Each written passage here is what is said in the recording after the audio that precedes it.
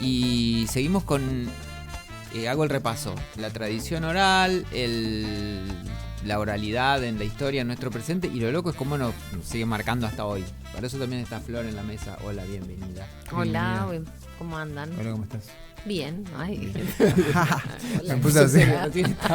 Para no dormirme. Vino un amigo de él y se puso, siesta se entusiasmó. Y ahora, bueno, y lo otro es que tenemos sorteo porque en paralelo, y esto es súper interesante de nuestra historia y de nuestra vida, en paralelo a la oralidad y a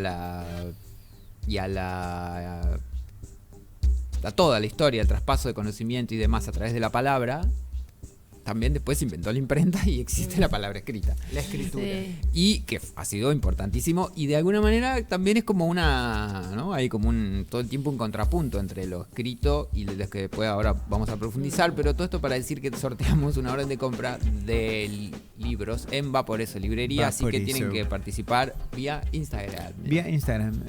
Rizomatic.radio, ahí en la cuenta, reaccionan a la historia.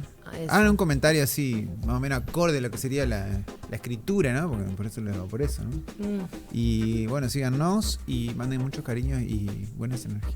Sí, 15.000 pesos de una orden de compra en una librería, que es un lujo. 15. O sea. Sí. Y aparte que tienen libros que están hermosísimos, sí. Buenísimos, y también que la librería es muy hermosa, así que sí, bueno. De paso van íconos. Quedan todos invitados. Cuando propuse este tema fue porque a veces estamos acá hablando y a veces hablamos al pedo, que hablamos recién con Lunga. Y se escucha algo de fondo. Sí, también están hablando de fondo. Y me parece importante que reflexionemos sobre estos asuntos. Desde cuestiones tan fundacionales para la cultura, como son, pienso en las charlas de Sócrates, ¿no? De sus monólogos. Mira, recién que estábamos hablando de micromonólogos. En Atenas, hasta, pienso en una abuela que todavía pasa las recetas a sus hijas, a sus nietos, a sus... Sí, yo pienso en este formato como monólogo, que uno entiende como monólogo como alguien que solamente está emitiendo, ¿no? Es como que alguien que... Pero yo siento que un monólogo sería como que no haya nadie del otro lado, ¿no? Porque siempre que hay un receptor de cualquier tipo de mensaje, yo siento que ya hay un vínculo. Así el receptor, en el caso de los monólogos, no emita, ¿no? Pero si hay alguien que está recibiendo, deja de ser unilateral. O sea, la emisión sí es unilateral, o la emanación, ¿no? Oral, pero cuando hay alguien que recibe con todo lo que eso implica, pensaba en esto de los monólogos, ¿no? Deja de ser, siento, como exclusivamente un monólogo, ¿no? Como que ya hay ahí un intercambio. Siempre que hay alguien que recibe, ya está habiendo un intercambio, más allá de que no emita opinión o palabra. Y también esto, como la influencia de las palabras y todo lo que ha conllevado para nosotros a lo largo de la historia. Y de todo lo que podemos transmitir y lo que se nos ha transmitido a través de la palabra. Desde que nacemos, desde que nacemos que nos hablan y aprendés a leer mucho más grande, digamos. O sea, que antes de aprender a leer ya tenés incorporado un montón de cosas, un montón de información que a veces no sabemos ni para qué la recibimos, pero bueno, nos llega todo vía oral, digamos. Sí, y por un lado está, yo siento, la parte receptora de la vibración de la palabra, que en otros encuentros rizomáticos hemos hablado de la vibración de la palabra. De hecho, un bebé, cuando uno le habla, no entiende el concepto, ¿no? Consciente, intelectualizado de una palabra, pero sí que está recibiendo la vibración vocal, ¿no? Y ahí, como cuando somos bebés, empezamos como querer emular eso de alguna manera y hacer nuestros ensayos vocales como nos va saliendo, y en ese formato juego que tenemos cuando somos bebés de repetir, sí, y yo creo que es como esa parte de descubrirnos también en esa emisión sonora. Y después todo lo que tiene que ver también como transmisión de tradiciones, a partir fuerte, de muy marcado sí, por de los vocablos, ¿no? Y que yo creo que lo que tiene, la fuerza que tiene la palabra es que uno que transmite algo del espíritu de quien está verbalizando, de quien está compartiendo lo que comparte, ¿no? No sé, pienso como en nuestras abuelas, nuestras bisabuelas, y a nivel de tradición medicinal, la medicina, eso de tradición, tiene que ver mucho con la transmisión oral y del hacer, ¿no? Es en como la práctica, ¿no? Claro. No hay, no sé, pienso en los pueblos originarios, por ejemplo, que no hay nada escrito de sus prácticas de hecho, medicinales de sanación, de ningún tipo. En tribus, en pueblos al día de hoy, de hecho, hay como cuestiones bastante que guardan, honrando con cierto hermetismo como mucha parte de esa medicina, y que solamente podés acceder a ese conocimiento yendo a estar con ellos y aprendiendo a través de eso, escuchando, ¿no? Y viendo. Entonces, como a nivel de medicinas, o pienso también como de recetas de cocina y demás, hay algo de la palabra, de la transmisión con la palabra, que toma un torno único, ¿no? Único a través de quien está experimentando o ha experimentado eso que comunica. Y también pienso en el receptor, cuando somos receptores también, como de, primero, la sensación que tenemos cuando estamos recibiendo eso, y lo otro es la interpretación, porque yo estoy segura que si nosotros tres estamos escuchando una emanación de cualquier tipo vocal, seguramente interpretamos desde nuestra experiencia de manera distinta, ¿no? Entonces eso también es como súper interesante, y también es interesante cómo se va eso, como a través de las generaciones, o a través de los vínculos, cómo se va transmitiendo también esa información.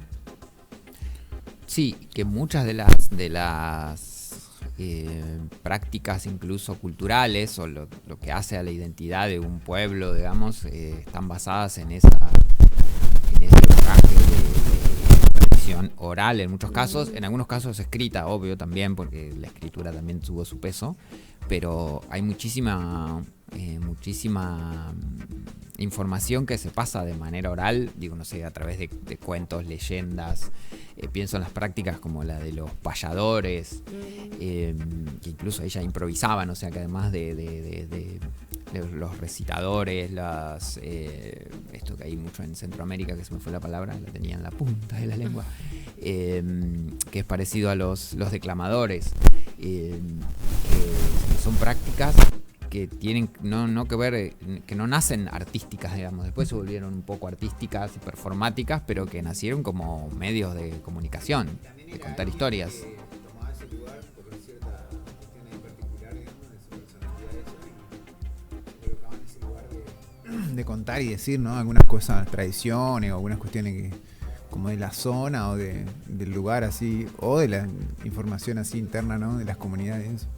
Sí, de hecho, bueno, una de las cosas que me acordé hoy cuando estaba leyendo algunas cosas sobre el traspaso de información solo con la oralidad, en el Imperio Inca, que era extensísimo, existían los chasquis, que eran los que llevaban las noticias, digamos, de un extremo al otro del imperio, y eran personas que corrían.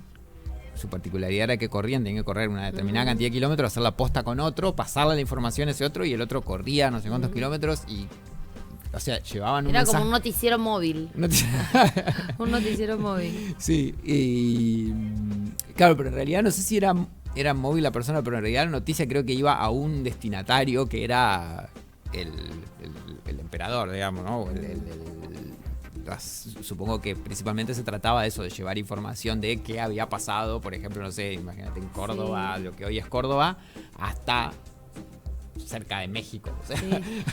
¿Qué probabilidad de teléfono descompuesto? De que fuera ahí, real, ¿no? bueno, ahí también está ¿Qué probabilidad? Y pienso también en la actualidad, como que cuánta probabilidad tenemos de este teléfono descompuesto, no con mala intención, sino porque cada uno de nosotros interpretamos de diferente forma eso que recibimos a través de la palabra, que después cuando lo queremos transmitir también ya toma algo de nuestro tinte, otro componente.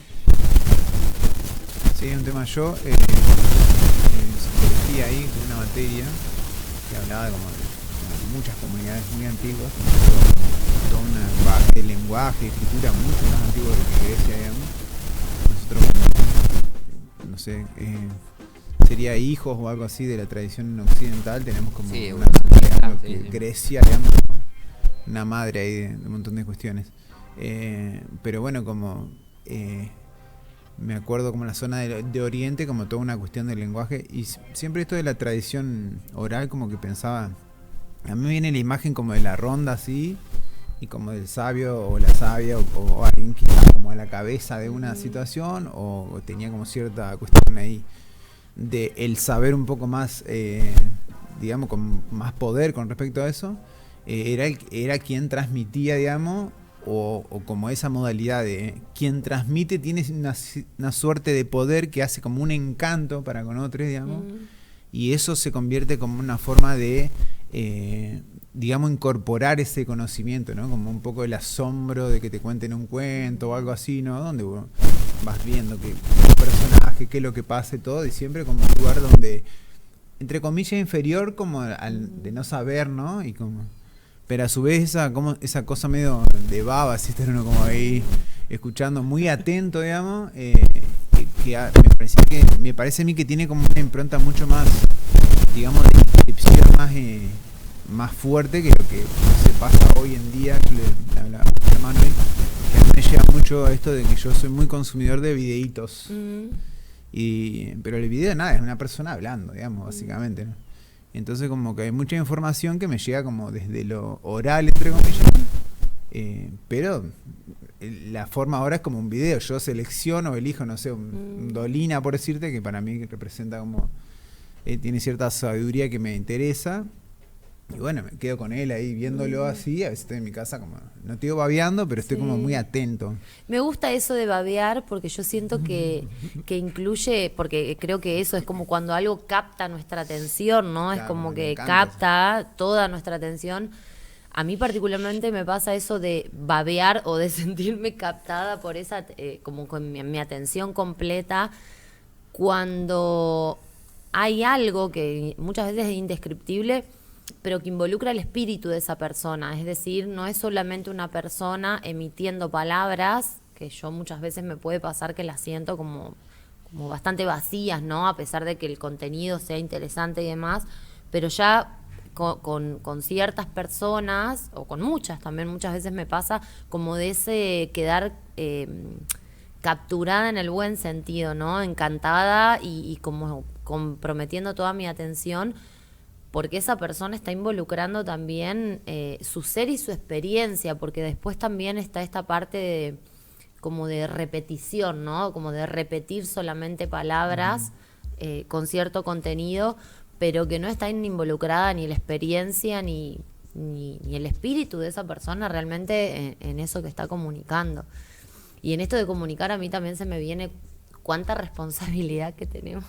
Sí, eso pensaba, el peso de las palabras, sí. O sea, en todo momento. Pero no como algo pesado la responsabilidad, sino como de decir, todo lo que nombro, todo lo que digo tiene un efecto, un potencial efecto en quien está recibiendo eso. Sí, bueno, hoy tenemos la claridad de ciertos discursos políticos así, de gente de mucho poder diciendo cosas que por ahí no son del ámbito, digamos, de la política, escapan un poco y hacen como, generan una cuestión en la coyuntura actual muy, digo, pongo el ejemplo político porque es el que más a mí me ha asombrado últimamente, pero bueno, nada, como saliéndose del ámbito político y como, en este caso yo creo que atacando un montón de cuestiones sin mérito de que eso haga un poco como a su posición, ¿no? Porque hay gente que tiene la posición de transmitir un conocimiento X, dígase, no sé, un médico, ¿no?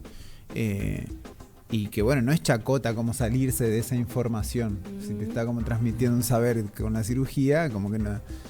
Está bien, o sea, si es un viernes a la noche nos rimos, pero si estás en un curso, como meterte en un personaje actoral y empezar a hacer Shakespeare, digamos, para ver cómo se hace como, no sé, un trasplante de lo que sea, es como que se escapa un poco, ¿no?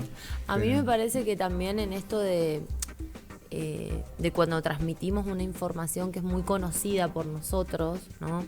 Te puedo hablar, por ejemplo, de eso, contarles en relación a lo médico, ¿no? A lo médico técnico. A mí me ha pasado mucho y que me ha traído mucho aprendizaje, me sigue trayendo de poder comprender también quién está escuchando y quién está recibiendo ese mensaje, como para adaptar ese tecnicismo que a veces puede sonar incluso con un grado de superioridad, ¿no? O marcar cierta diferencia, y como poder entrar en un espacio más homogéneo y transmitirle a esa persona con palabras que yo sienta, no que piense, que yo sienta que esa persona puede comprenderme. Y a veces ese transmitir con palabras va a venir con un ejemplo tipo chacota o tipo más en un modo que esa persona pueda realmente comprender. Cuando te digo chacota, no como de porque no tenga importancia más el vago, contenido, digamos, o más común para la gente. Claro, porque yo siento que en todas estas ramas de especializaciones en cualquier ámbito muchas veces aparecen, incluso la filosofía, ¿no? Pueden aparecer muchos vericuetos y muchas cuestiones que suenan súper poéticas y súper románticas, pero también como poder comprender como seres humanos si la persona que tengo enfrente, cuando está haciendo como un mensaje concreto, ¿no? Va a poder comprender eso que yo le estoy transmitiendo. Así que eso me parece como que está re bueno como traerlo, porque siento que a veces como un lenguaje de mucha simpleza, a mí por ejemplo me conmueve mucho escuchar a personas que pueden transmitir cosas de una esfera superior en un lenguaje muy simple. Eso me conmueve mucho, porque creo que también es una cuestión política. El ejercer ese modo de comunicarnos, porque para lenguajes técnicos están espacios técnicos. Después todo lo demás, creo que todos tenemos mucho por aprender de todos los ámbitos. Sí, sobre todo, perdón Germán, sobre todo me refería como a posiciones donde uno, o sea, la información es como es poder, digamos, de alguna forma, y poder como dirigirla a digamos, encuadrarla en cierta, digamos, con cierto objetivo, ¿no? Sí, eso está re bueno. Me encanta decirte por tercera vez poder, porque me parece que primero que la palabra tiene mucho poder, y segundo que como receptores también me parece que tenemos el gran poder de discernir, porque está disponible para todos, y permitirnos también ser escépticos con eso que estamos escuchando, sea de quien venga, ¿no? Como activar nuestro sistema de criterio propio, ¿no? Como para no entregarle todo nuestro poder a eso que estoy escuchando como una verdad absoluta, sino, de vuelta, permitirme crear mi propia evidencia en relación a eso. Así que me parece que sí, lo de la transmisión oral tiene mucho poder.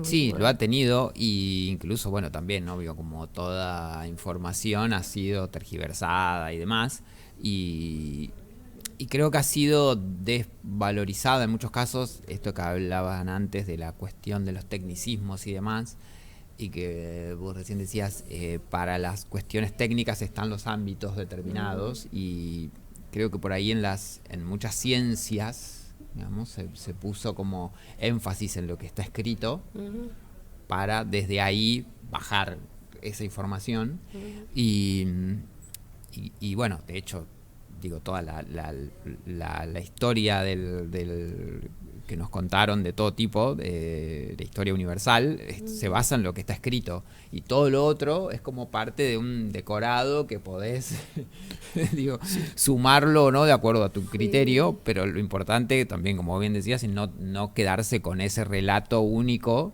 porque la historia universal tiene, la historia oficial tiene esa cuestión como demasiado estática.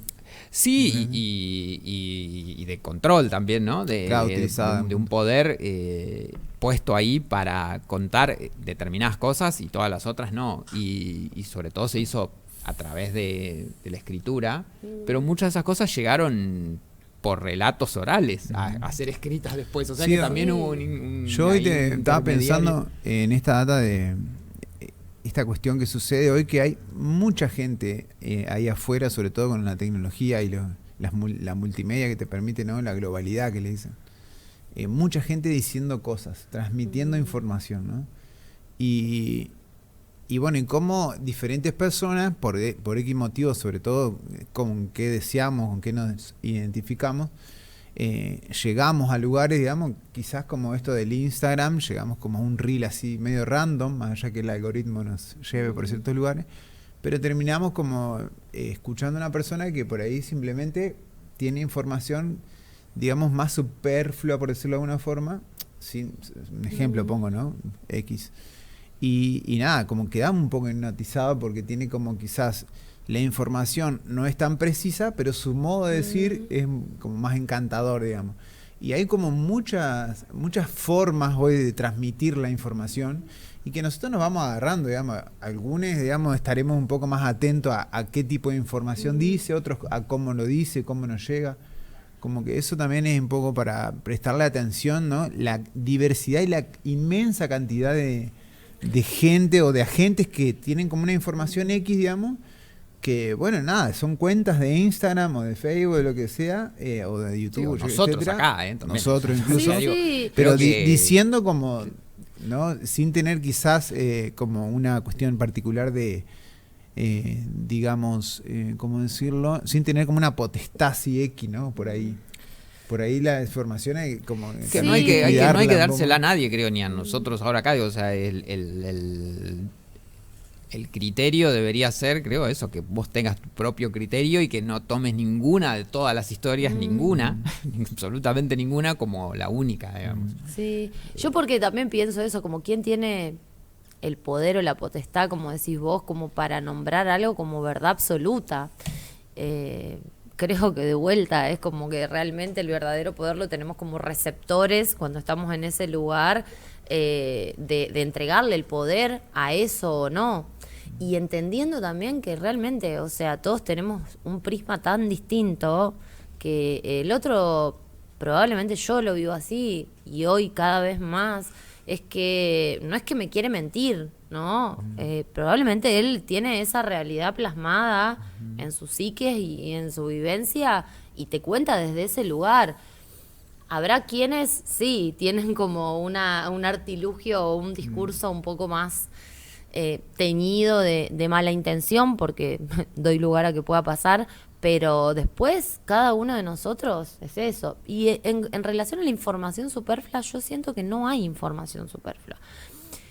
De vuelta, a mí me pasa mucho a veces como de captar un mensaje en una situación o de quien menos me imagino, pero que en 3 palabras me trajo una data súper profunda y capaz que nada, me está contando cualquier otra cosa y en otro código yo quizás lo descifro como en un mensaje. Y en esto de descifrar, también se me vienen mucho como en esto de transmisiones orales las religiones.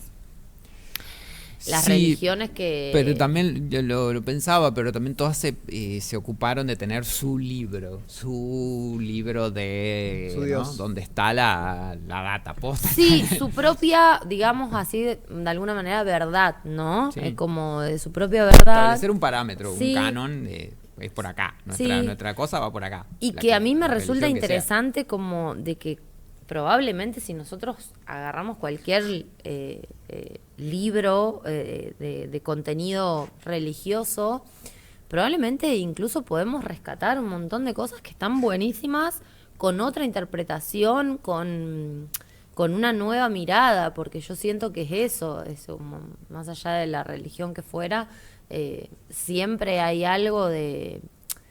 creo que trasciende, porque en verdad todas las religiones lo que nombran y lo que intentan transmitir es un mensaje de amor universal, porque todas a su manera, después con las características de cada religión o cada filosofía. Pero me gusta esto como la transmisión oral en relación al poder. Está buenísimo esto. Y a la vez creo que originalmente, porque de nuevo, si vamos a esto para volver al principio y ya se nos acabó la media hora, que esto que, no sé, por ejemplo, se me ocurre una canción de cuna de una madre, pensando, ¿no? Acá en una madre de acá, del río Paraná o de cualquier lugar del mundo, digamos. Esas memorias también, no sé si tenían el poder en todo caso ahí de hacer dormir al niño, a la niña. Sí. Pero no son, no creo que tengan un poder más allá de eso. O cuando una abuela comparte una receta de algo que le llegó también oralmente a ella y que lo hace así porque lo escuchó.